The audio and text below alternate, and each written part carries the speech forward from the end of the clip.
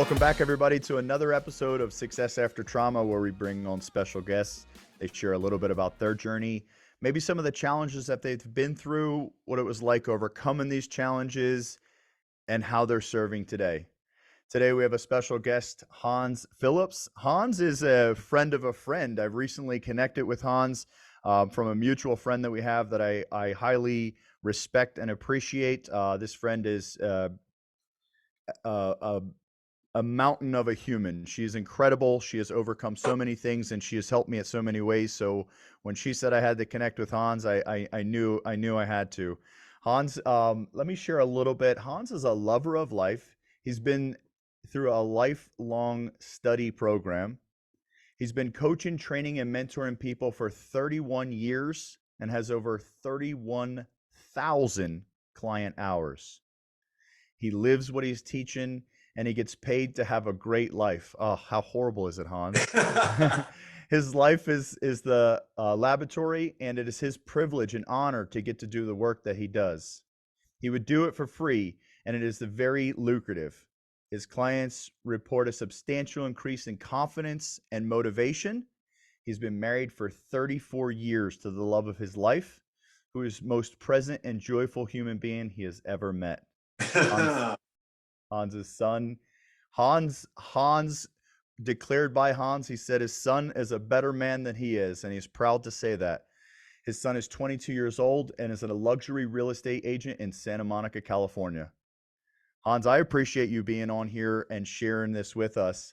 Would you just kind of maybe take us to the way back a little bit and tell us a little bit about who you are?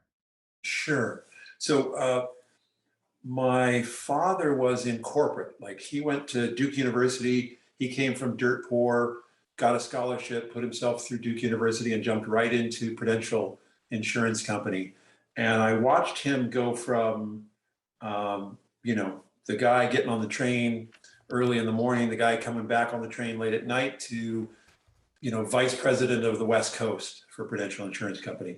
And the look in people's eyes when they were around him, you could just tell there was love there. It was more than business. And he had a great team. They were setting records, right? And he was socializing with them as well as going to the office with them. And when people would meet me, and I would say I would be in an environment, at his office or at a convention or whatever, and I would say I'm Dick Phillips' son, their jaws drop, like, "You're Dick Phillips' son," right? Wow. And so I thought, there's really something there. Now, he was a workaholic. He was an alcoholic. He was smoking cigarettes his whole life.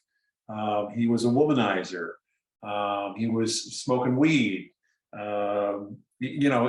He was dealing with a lot of stress, right? I'll never forget coming into the bathroom one day. I'm 14 years old, and he's in the bottom of the bathtub, curled up in a ball with the cold water running, but no plug in the bathtub, and just in intense pain. And I said, "I'm calling 911.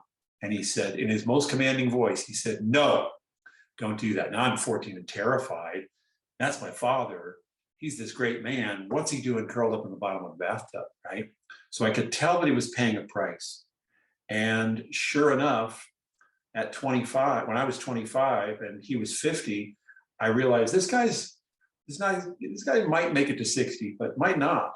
And so I decided to move closer to him. And the day before I left, he died.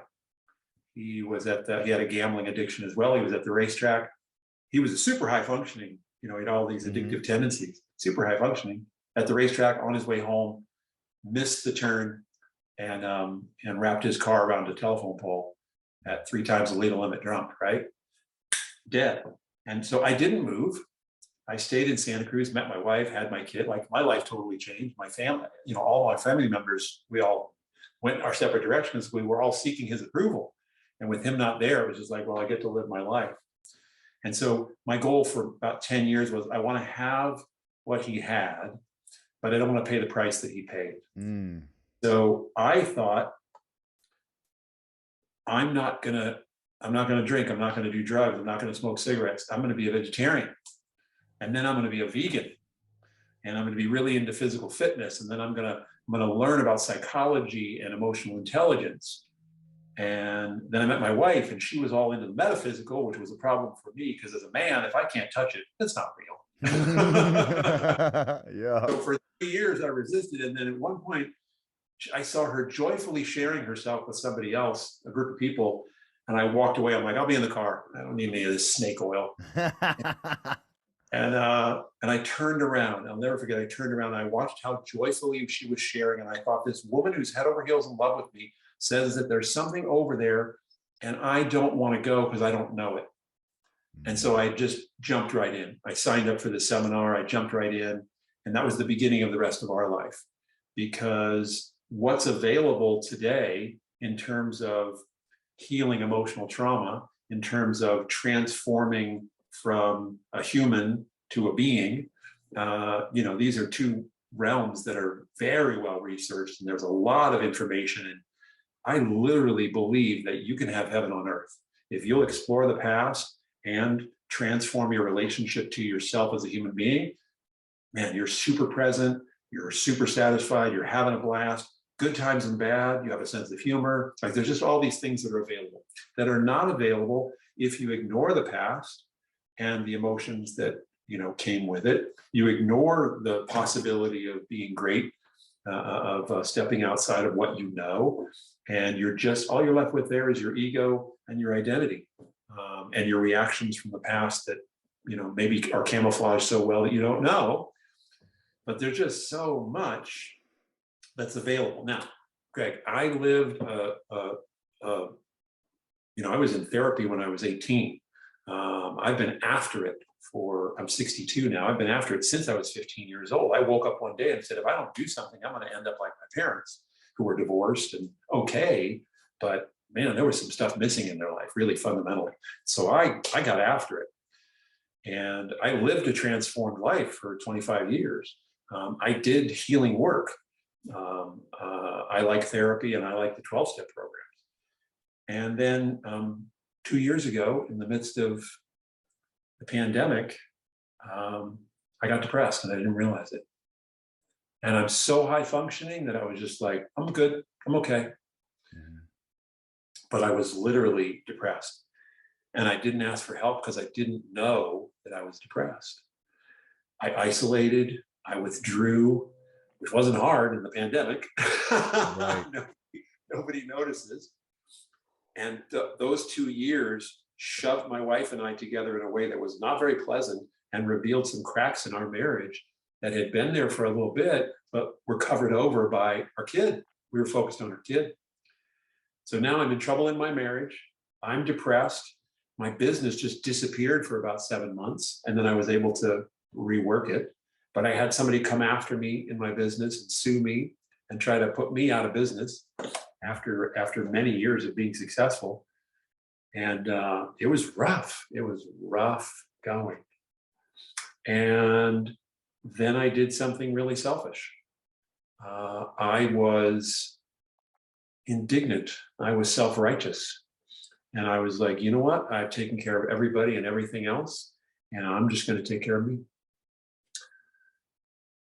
And I did something that had been brewing for a long time without me knowing it. And I'm very, very smart. Like, I am like 148 IQ, super smart. So I turned my attention from supporting people and creating greatness and increasing the possibility in people's lives to, I'm going to take for me. I'm going to be greedy. I'm going to be selfish. I'm going to be lustful. I'm going to take for me. And I went on a journey into hell. And there was no stopping me. There was absolutely no stopping me, because it was mine. It was my secret. It was my shame. It was my pleasure. It was not good. And I was in so much pain. And I mean, the depression was real, that you could have pointed right to it. And I would have said, nope, don't know what you're talking about. It just poker face. Like, I don't care what you think you know. That is not true. And that went on for about almost 2 years. And I was just getting to the point where I was getting sick of it. And my son called me up and he said, Dad, I think this is happening. I think this is going on. And I started to tell him a story.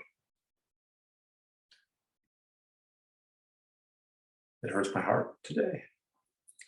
And he said a great thing to me. He said, Dad, I'm your son. You can't lie to me. And even though I was in my ego and in my identity and, you know, in my selfishness, I had the presence of mind to say to myself, hey, buddy, you're screwed currently, but you don't have to screw him. This is the rest of his life. This is a seminal moment in his life. And so I told him the truth.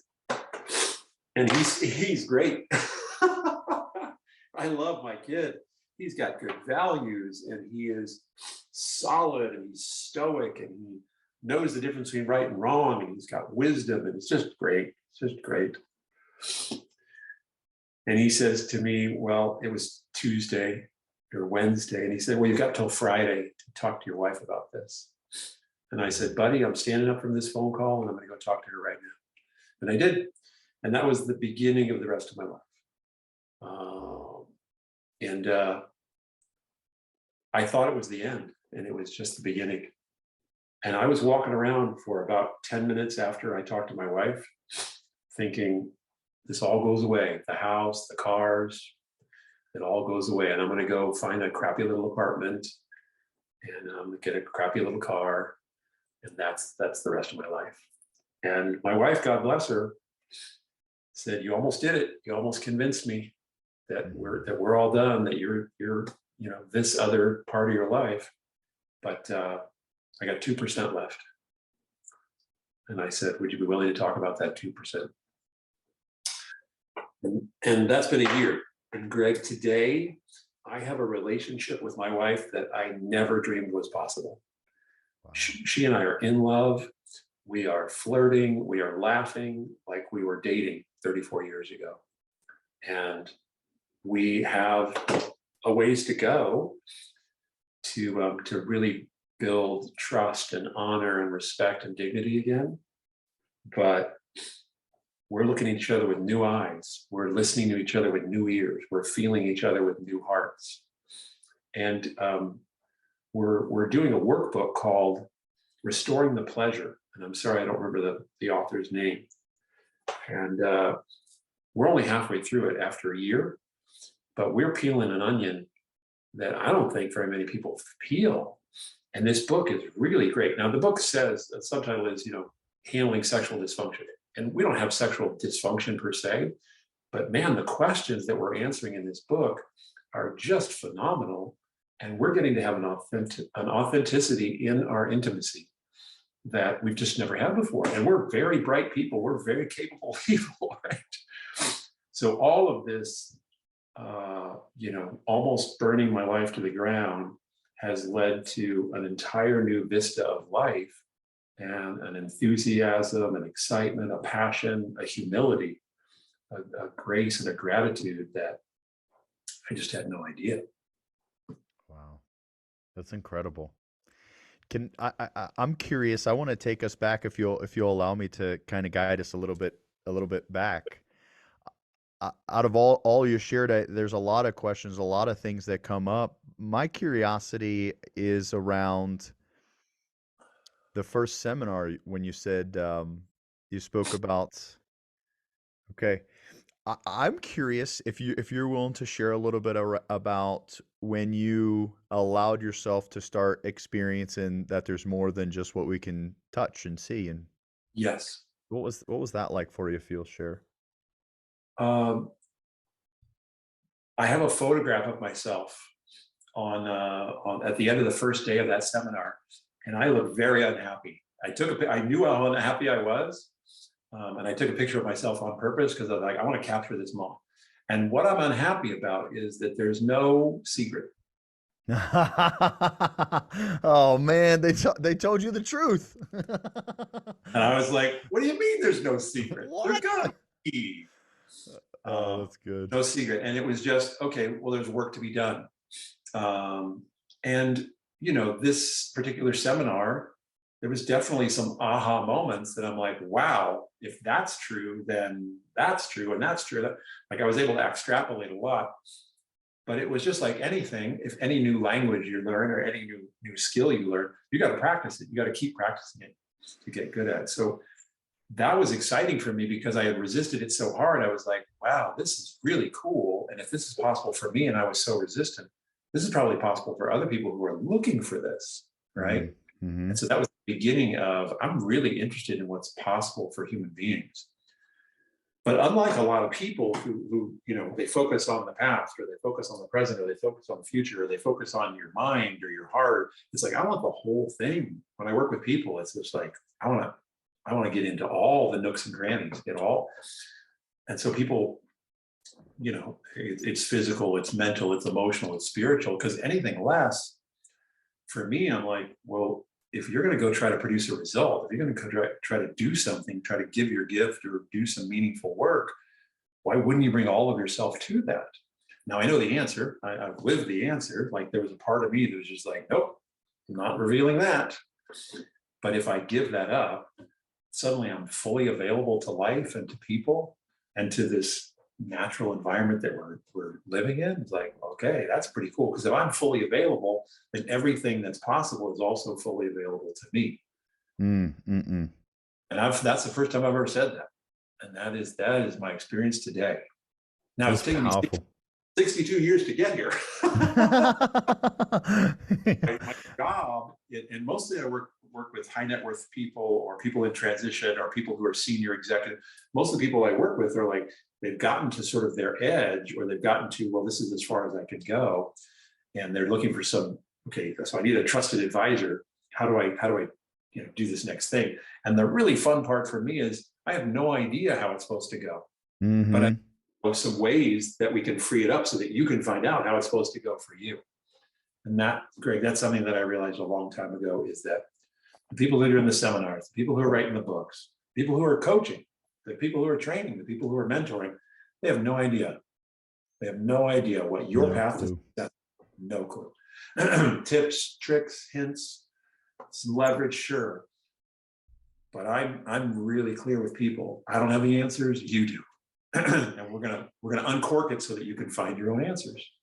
I've really as far as labels go, or titles, if you will, I recently have, I've recently, what you just said, within, say, the last couple months of my life, I've recently really become attracted to the title or the label facilitator, based upon the premise that I'm just going to facilitate your experience.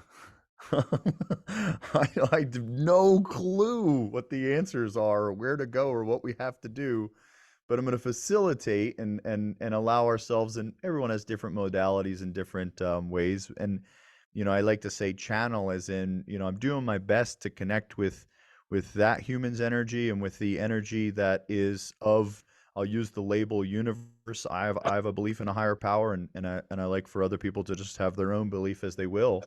But I'm connecting to their energy and the energy that of my higher power, and I'm just doing my best to trust the process and guide them to where they need to go. Yeah. Napoleon Hill was the guy who kind of coined the phrase. Coined the phrase mastermind, and it's sort of been bastardized. It's now something people charge for. But his whole thing was, when two people are sitting down and they're committed, they get access to a mastermind. I think in the Bible it says where two or more are gathered, right? And so I absolutely have that experience of when I'm sitting and I'm committed and they're sitting and they're committed, I'm saying stuff that I don't know what I'm saying. I don't know where it's coming from. It's just like it resonates with them and away we go. So it takes a while to sort of get to the place where you can be that clear and that calm and not, have it feed your ego or not interrupt it or get freaked out. But man, it's a flow, it's an easeful conversation. So I like facilitator a lot. Yeah, that's powerful. Okay, so as you went through that journey. I love, like, what did you get from that? Well, what I got was I found out there's no secret. uh, so after, tell me a little bit how the journey kind of evolves from there. Once you realize there's no secret, yeah, what's the next chapters look like after that? So my wife starts a business. I was an entrepreneur here in our town. I had a small service business, and my wife had an idea for a company to improve the self-esteem of teenagers. And I knew something about business, so I was like, let me help you with that. And then we had some success, and we realized, okay, kids' lives are at stake here, teenagers' lives are at stake. So let's hire some consultants, let's hire some advisors, let's hire some coaches. And so we went through probably 5 or 8, and 2 of them were just extraordinary. And they were laid back, they were having a good time, they had the business acumen, they were having us create extraordinary results. And we're both dynamic, attractive, smart people, but they were just blowing our minds. And I was like, what is that? Like, how do you do that? And so I went and did a 2-year apprenticeship with a guy named Tex Johnston. And then a guy named Bill coached me for a while. I hung my shingle and I got 24 customers my first year and 33 the second. And all I was enthusiastic. That's it. I was just excited about what was possible for people. And they were like, I'll have what he's having. Right. Right. That's And awesome. so I started a training in my 3rd year, and just never looked back. It's like I said, it's been 31 years. How did the journey evolve? What was your hmm I was going to use the label attraction, yet I don't know if that how it went. Maybe it wasn't an attraction. How was the evolution to from teens to working with executives and things of that Right, nature? right. Well, what I saw was that teens had a limit in their life, what their parents wanted, and they were off to college and like that. And I was just like, I want to work with adults, right? And so that's how I got to. I want to work in the adult world. Coaching is amazing. I want to be a coach. And so I had so much success at first that it wasn't hard to start a training, because people were like, if those numbers are real, you're doing something different, because most coaches get 3 or 5 clients their first year and are like, yay, right? Mm-hmm. And what was different about me was that for the first time in my life, I found something that required every fiber of my being. I had to live this in order to deliver it. And that's not the truth, because there are coaches who tell you what to do and they're not doing it. But for me, it was like, I'm not going to tell you something to do unless I've actually experimented and done it myself. So I was having a blast. How good, how fit can I get? How good can I get in all these different areas of my life? And it wasn't perfect. It wasn't flawless. There were problems and challenges and breakdowns and some suffering. Like, there was some bad stuff, but a lot of it was pretty cool, and enough so that people could see, based on who I was being, that it was happening for me. And if it was happening for me, perhaps I could guide them and have it happen for them as well. And so that's the really fun part for me, is that it was referrals from the very beginning, because people were literally transforming, and people who had known them for 30 or 50 years were like, what happened to you? And they're like, what do you mean? Oh, this. Oh, you got to go talk to Hans. Right. Yeah. And it's just having people reintegrate and become who they naturally are.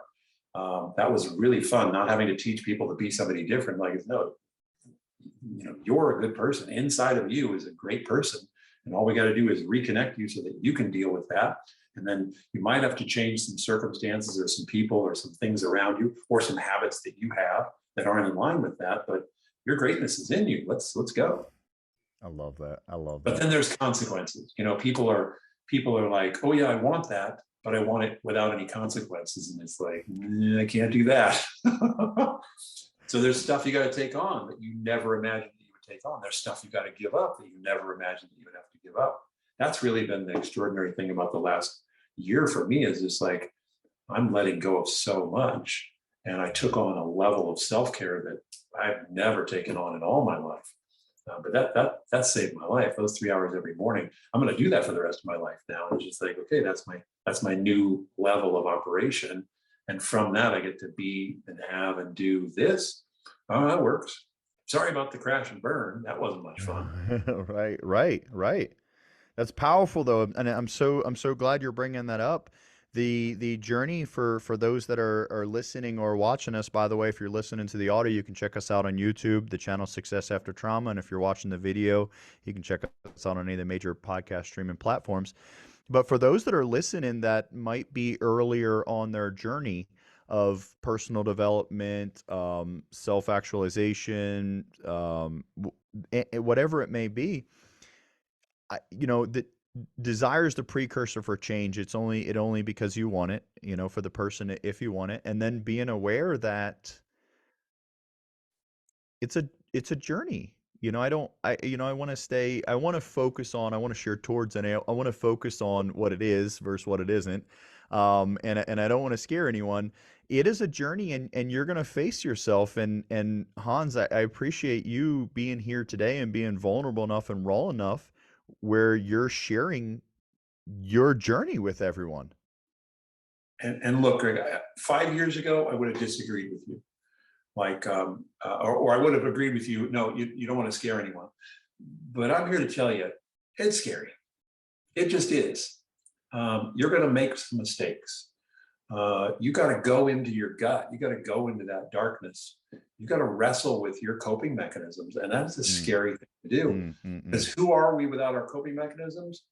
Well, I'm here to tell you, I'm finding out, but I wasn't going to do it willingly, apparently, because I had to have this huge breakdown to wake me up to, hey, buddy, this is the rest of your life.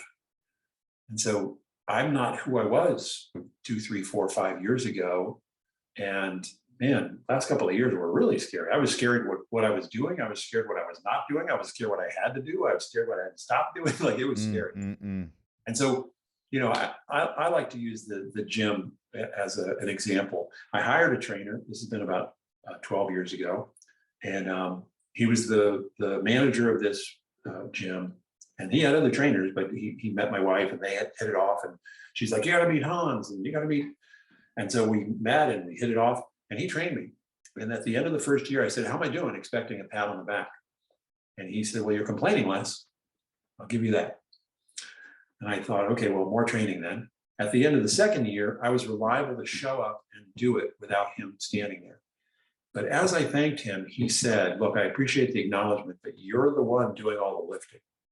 And so whoever your guide is, mentor is, coach is, you got to know you got to do the hard part. You got to do the heavy lifting, and not taking it personally. Like, I was just complaining, and internally there's a conversation. Why are we doing this? And that hurts. And I don't want to. All that conversation, which is quiet now. But it took years to get that conversation to quiet down, that wanted me to just stay comfortable and stay home and stay on the couch. And now, every year now, it's like, how fit can I be? How fit can I be at 59, 60, 61, 62, 65, 70? Like, that's the game I'm playing, and I'm totally inspired to play it. And it gives me a new level of confidence, a new level of motivation that I didn't have, 15, 20 years ago. It's inspiring, Hans. So the resistance is what it takes to build the muscle. And life is going to give you resistance. To me, I'm with you, the higher power. I just had a woman call me up today. She had exactly 0 people show up for her event. She traveled a far distance, and the people who were signed up didn't show up. 0 people. And she recorded herself putting on the presentation anyway. I said, you're my hero. That's right. That's the most courageous thing I've seen in years. That's right. Anybody else would have tucked their tail and paid the bill and headed off. Yep. So I said, yeah, it's a test, and you got 12 more cities to go to. So congratulations. See if you can pass this test. Wow. That's incredible. That's incredible. That's powerful. That is very powerful. Hey, show goes on. Roll the camera. That is powerful. That is powerful. I wanna highlight something you said that hit me, and I was like, whoa, does that mean me too? You said who are you without your coping mechanisms? Man, like, a few things flashed up for me. I was like, oh, I guess I got to deal with those still. That was powerful. That's a powerful, for me, and then for everyone else listening, I'm sure at their own level, we all, I just speak for myself, have coping mechanisms. And so it allows me to get by. Oh, well, what happens if I don't have that coping mechanism? Now, look, some of them are healthy, though, right? We've got some healthy coping mechanisms. I'm talking about the ones that aren't healthy. have been around a while that maybe only get triggered when I'm really, really scared. And maybe I can lead a life where I don't get really, really scared very often, so I don't have to use that coping mechanism. But there are some long-standing coping mechanisms that I got to let go of. They're just not healthy, not good for me, not good for my family, not Mm-hmm. Mm-hmm. good for my community, right? And that is heavy. This morning I sat down to work. I had a free hour of administration time, and I just got this wave of sadness. And I know enough not to resist it, not to try to do something to distract myself. And I was like, all right, we're just going to let this move through us. And then about another 10 or 15 minutes later, another wave of sadness. And I'm just like, whoa, okay, this is going to be a long day. Yeah, yeah. I'm like, all right, so I'm sad. It'd be good for me to share this with someone. Who can I share this with? Oh, I know, I'll call my mom. So I called my stepmom. We had a nice conversation. She was able to land me. And I got back on with my day. And I thankfully got to talk to a mentor and a colleague as the day went on. So I was able to share about it. But I know that my new feelings are a sign of new health, right? That I've been suppressing some feelings, apparently, and that these new feelings are bubbling up. And if I can just let them move through me, I get to be healthy again, because I don't have a coping mechanism to suppress those things or distract or whatever it is that I was doing before. Yeah, when you said, and you were like, well, there's healthy coping mechanisms, and there definitely is. I liked how, just even really just grouping them all. If we need something to cope, and if we have, for those listening, if you have a healthy coping mechanism, keep it in place. It's a training wheel, if you will. But if we need something to cope, it's just evidence. For me, it was just evidence of, oh, there's something there to heal. I don't think I'm just my projection. I don't know. I got a little more to learn. I'm a few days behind you, Hans. But I like what you're saying. I like what you're um, saying. yeah, that let's see. When we heal, I don't. I have a current belief that if we're healed, we don't have to cope with being healed. And so again, Like, like for those that have the coping mechanisms, like that's good. I have some, so that's good. And then when you said your words, it really was like, oh wow, the coping mechanisms show me where I have places to heal. That's powerful. Yeah. Greg, my early childhood was so painful that my teenage years were all about pleasure, right? All about feeling good. I was drug free, I was alcohol free, but I was like Mr. Good Time. And I got famous amongst my friends. If you want to have a good time, call Hans. He will show you a drug and alcohol free good time. Mm. And I just knew all these cool places in LA, and I had a motorcycle, and I was like, I can manufacture a good time. I now get in the cold plunge every day for 3 minutes, first thing in the morning. And it's the most uncomfortable part of my day. And if my mind's not right, if my heart's not right, those 3 minutes are very long and very painful, right? But I'm in there no matter what, because I want that discomfort now. I want to be able to demonstrate to myself, yes, that's uncomfortable, and I don't have to recoil from, I don't have to cope with that discomfort by running away. It's just like, no, we can sit in this cold water for 3 minutes. We're just going to count to 9, 20 times. Ready, go. So I'm with you about, that's new for me. I'm willing to be uncomfortable. I'm willing to be physically uncomfortable. I hate cold. I hate hot. I hate extremes of temperature. But it's neat and it's new for me to be like, nope, we're going to do uncomfortable on purpose and not have to cope, not have to resort to a coping mechanism. That's powerful, Hans. I appreciate everything you shared. It's very clear to me, and I'm sure everyone that's listening, the work that you've put in over the years, and it's extremely powerful, motivating, and inspiring to me as an individual. I'm 38 years old, Hans. It's extremely it's extremely motivating and inspiring, to just get to connect with you and see what's possible for my future. Thank Thank you. you. Thank you. Yeah, thank you. Okay, let's talk about.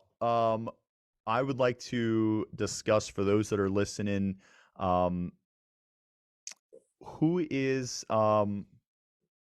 who who is a really good fit?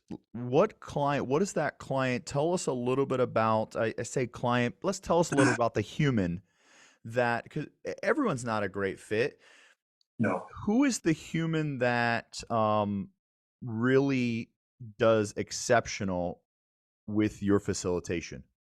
I'll tell you about Dave. He's one of my favorite people that I've worked with. And Dave was very smart. He's literally a rocket scientist, very successful, husband, father, community member, like just everything, all the boxes are checked. And something was a little off. So a colleague of his, who's a friend of mine, said, "You guys should sit down and talk." We talked for 2.5 hours. And we created some new possibilities that he hadn't seen based on his rocket science mind. And he said, "So I just write you a check and away we go?" I was like, "Yeah, that's it." And that guy showed up every week and he followed a lot of the instructions that I gave him. He read a lot of the material and the books that I gave him. He attended a lot of the seminars that I suggested. And all of that is custom to him. All of that is bespoke to him. I'm just sitting with him and it comes up and I write it down and I hand it off to him. And that guy got full value and he reinvented himself multiple times over. Now he's an extraordinary father and he's an extraordinary husband and he's an extraordinary businessman. He quit his job, by the way, right? He's reinvented himself multiple times and he's beyond me now. Like he has gone into 8-day meditations and he's doing really deep, all kinds of really super deep work, totally different than what I do and how I do it. So he is firmly on his path. And although it sounds hard and scary and it's all on a gradient. And so I'm just looking for people who are successful enough to know, okay, this is the best I can do, and there's more, and I can't seem to get to the more.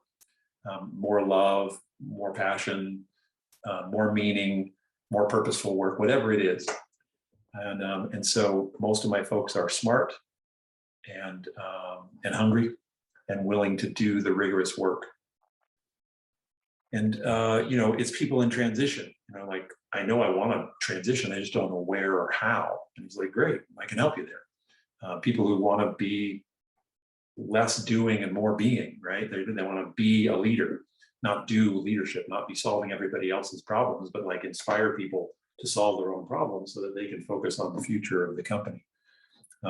It's high net worth individuals who, boy, oh boy, they've got so many resources, but there's guilt or they don't feel like they can trust people, or how do I figure out who I am and what I'm here for? What's the right thing for me to do? There's just all this stuff that comes with a lot of resources. So, and at the same time, I'm working with a young woman in India who decided after looking on the internet that she wanted to be a coach. And so we have this charming, lovely conversation every week or two. And gosh, she's creating results. Awesome. And she asked me today, "Is it really this easy? Can it really be this easy?" And she's just so sweet and naive that she follows instructions. Yeah. Right? Like I'm in danger of wanting to take it apart and look at it. And, all right, I'll do those 3 things, but I won't do those 5. And Yeah. she's just Yeah. follow instructions, and getting results, because we're a natural being occurring in a natural environment with an intention. And if we're an evolutionary agent, if we're doing good work, this planet likes evolution. And so if we're doing good work, it'll support our work if we let it. And it doesn't have to be push or try or make. We don't have to sacrifice our well-being to make a dollar kind of thing. All those things are possible, but boy, when you get where you're going, how happy are you going to be? That's my challenge. I have to assume, but I'll ask out of curiosity. Wayne Dyer, have you done his readings and such? Oh yeah. I love him. And so I'm looking at my phone right now, The Power of Intention. Recently, I'm actually at the very tail end of it, just going through that book, that audiobook for the first time. And oh my gosh. I mean, he's just so powerful as when he was in a physical form, if you will, on this earth. Yes. Just an incredible human. But a lot of things that you have said today, I'm like, huh, that resonates from this book. Yeah. Yeah. I mean, I like what an author a long time ago said, you know, Edgar Casey said, we're all dipping into the same river of human consciousness, right? Mhm. And so I'm inventing new things with new people, but it's all, you know, I've read a book from 100 years ago. I'm like, that's what I say, right? Yeah. You Yeah. know, I'm a big one. I devour books. I've read thousands and thousands of books over the years, and I just love people, and what's possible for people. Two things about Wayne Dyer. He had a line in his book that unfortunately I've never been able to forget. He said, "I'm naked in a hammock in Hawaii writing this book right now." And I was like, I didn't need to know that.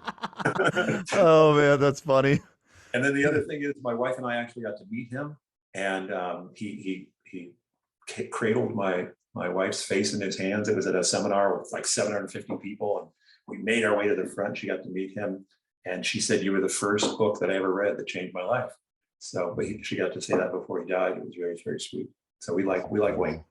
Yeah. Yeah, yeah, his content is just incredible. I like what you said. I've heard it said once before, I believe, and forgive me because I'm not going to be able to give him full credit, but I believe it's the gentleman that wrote Fight Club. I believe it. I might be butchering this, but the saying was, "Nothing about me is new. I'm a compilation of the books I read and people I met."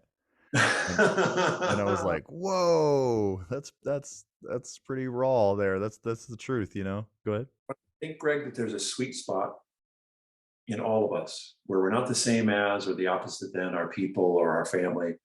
Um, that we're not, you know, the same as mom and dad, the same as dad, you know, mom or dad, that there's a sweet spot in the middle. And that's really where life is just delicious, is, you know, who's the unique being me? Who's the meaningful person me? What's the purposeful work that I can do? Because I think that's available for all of us. And the people that I've asked, like I've been asking this question forever, it's right here, it's right underneath the surface. And all someone has to do is ask, and they're just like, ooh, it. And there it is. But once you say it, now you got to deal with it. Yeah, that's right. That's right. I appreciate everything you shared. That this is an incredible episode. I think we're gonna have to. I say have to. I mean, I would just like to in the future bring you back for another episode. The energy was just incredible. The conversation is incredible, and your work is clear. The energy and effort and intent that you've put forth in your life is very clear. It's powerful. Thank you. For those that are connected with your story, want to know more about you, share with you, what's the best way for them to reach out to you? So you can look for me on social media at Hans Phillips, Phillips. And then my website is ontoco, ontoco.com. Have some fun in there. There's a form button. And on those forms, there's probably 20, 30 different forms that you can explore yourself at no cost whatsoever. And then if you'd like to have a conversation, I do a half hour or an hour. There's no cost or obligation. And I just love supporting people. So this is how I've always run my business. I talk to people every week. I'm in the relationship business. Some of them work with me, some of them don't. But if I support people, I keep getting to be in this business. So it works for me. That's super awesome. I appreciate you getting to be here today. For those of you that are listening in, if you go to Buzzsprout or you can go to YouTube, and you'll be able to see the link right there for Hans's website. And just one more time, Hans, for those that are just listening right now, would you give them the website one more time? Ontoco, ontoco.com. Perfect. I appreciate you being on today, Hans. Before we go, would you share a final thoughts, final message for anyone that's listening? How about if your message was to that entrepreneur or whoever they were, but that has created that human that has created success. I mean, undoubtedly has created success, but there's that hole. What's your final thoughts? What's your last words you can share with them for this episode? You've got a couple of choices. This is a really distracted world right now, and you can distract yourself for years at a time. But fundamentally, if you know there's more to you to offer, the only question is, are you going to do something about it or not? And if you're not, you don't have to. So go ahead, distract yourself and have a good enough life. And it is fine. There's no judgment. But if you're smart, you better buy a brick and start hitting yourself in the head with it, because you got to get stupid to settle in this life.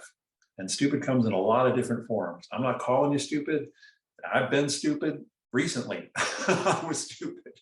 So you've got to really distract yourself. The more smart you are, the more you've got to distract yourself with not life, in order to avoid what's actually possible for you.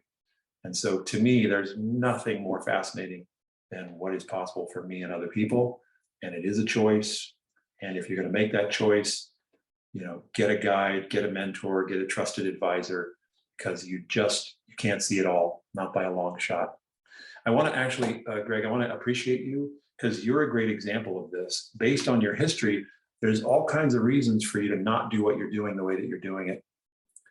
You're smart enough and strong enough to just go get a leadership position, and people, you lead and they follow, and nobody gets to say boo to you, and you get paid for it. And that's not what you're doing. You've taken your history and you've actually turned it into something that's going to make a difference. And you haven't taken the easy route. And I just really want to appreciate you for your courage and for being willing to be yourself and encourage other people to be their real, true, and beautiful selves as well. Thank you so much, Hans. I appreciate you saying that. It's powerful. Yeah. For everyone listening, we'll catch you guys on the next episode. And until then, be great. It's already in you.